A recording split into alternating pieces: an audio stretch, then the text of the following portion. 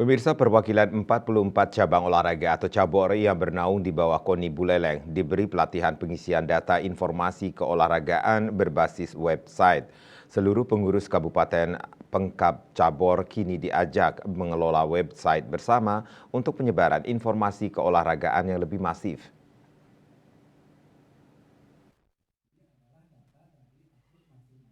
Wakil Ketua 3 KONI Buleleng Putu Nova Anita Putra mengatakan pengelolaan website sudah dilakukan KONI Buleleng secara bertahap sejak tahun 2022 lalu. Kini terus dikembangkan untuk keberagaman konten dan data yang disajikan.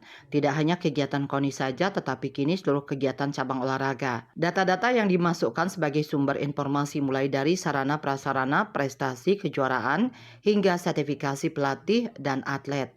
Kelengkapan data keolahragaan disiapkan untuk dapat memberikan informasi yang lebih banyak kepada masyarakat luas.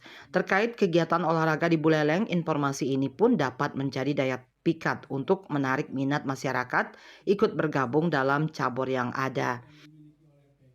Yang online mungkin sekarang masing-masing cabur sudah bisa melakukan posting informasi di website kita. Kalau kemarin website kita kan hanya kita manfaatkan oleh humas kita di KONI saja, tetapi sekarang masing-masing pengurus cabang olahraga sudah bisa menginformasikan segala bentuk kegiatannya, mulai pelatihan atau kejuaraan atau tryout atau apapun melalui info cabur di.